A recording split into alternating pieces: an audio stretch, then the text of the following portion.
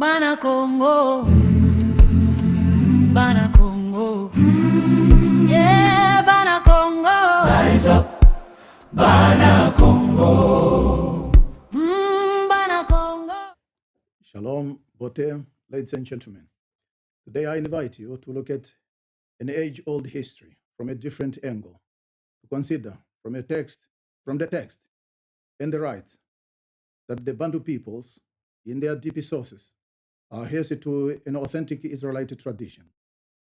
When Israel, or Isolele, for us means believing in one unique God, in direction with that God takes place through agriculture, sowing observances, the role of women, civil laws on damages and the compensation, sacrifices, and the laws of holiness.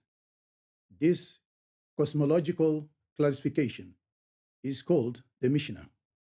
Among the Hebraites, or the Dikenga, among Bantu scholars.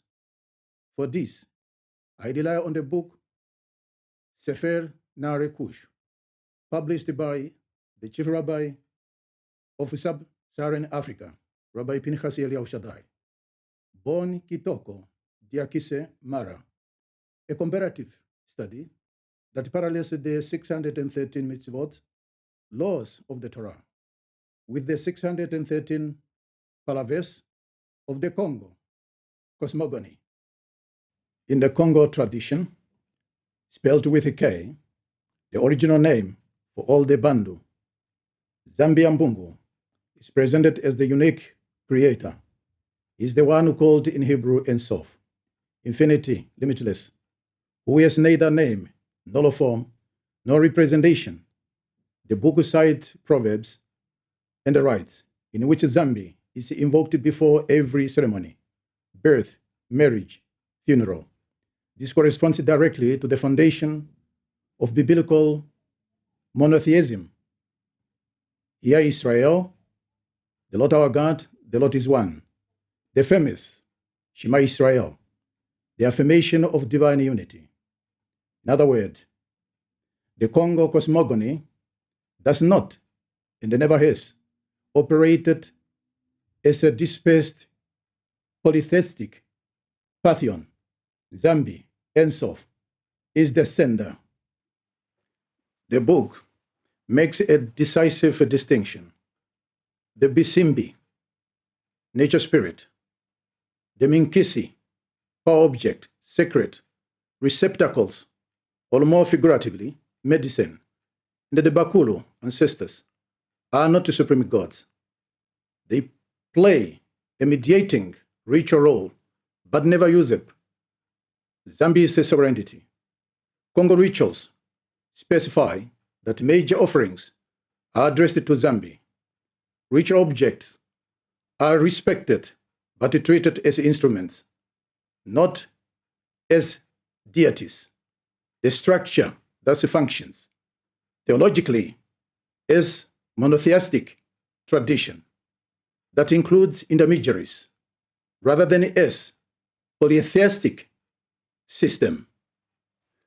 The book unfolds commandment by commandment, precise parallels, ritual purity, dietary prohibition, family, taboos, rules of social justice, prohibition of necromancy, practices of fasting and penitency, sacred days and the communal rest, even prescriptions identical to the Shabbat, the fast of atonement, and the agrarian festivals.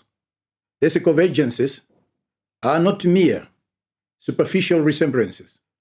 They testify to a shared ethical and ritual architecture, a law that organizes life, protects the vulnerable, sanctifies time, and set limits to preserve social and cosmic order. The Dikenga, the Kongo cosmogram, orders the cosmos into quadrants and the solar times. It seeks a balance between the visible and the invisible, between the human cycle and the cosmic cycle. The book shows that this cosmic symbolism functions as a means of memorization and teaching, much like biblical symbols, and the means of transmitting Jewish religious knowledge, oral continuity, the centrality of elders, transmission at night gatherings, so many shared traits. In the Kongo society, the Ranganga, priest, healer, expert, all initiate, masters, codified initiations, and the prohibitions reserved for initiate, functionary, comparable to the roles of the Kohanim and the Levites, the laws of purity, and the rules about who may approach the sacred. The book documents these practical and ritual equivalencies, seeing in them traces of liturgical and juridical lineage. The book insists, relying on numerous academic, historical, and spiritual writings, that veneration of objects or object mediators is not synonymous with the worship of multiple gods. Kongo communities, Bantu peoples, in more modern terms, clearly distinguish the creator, Nzambi and Sof Baruch, from intermediary forces, practices of destroying or purifying corrupted objects, even recall biblical prescription against idolatry. This is not here a figure-pointing claim of identity. It is a careful reading of a spiritual and a juridical patrimony.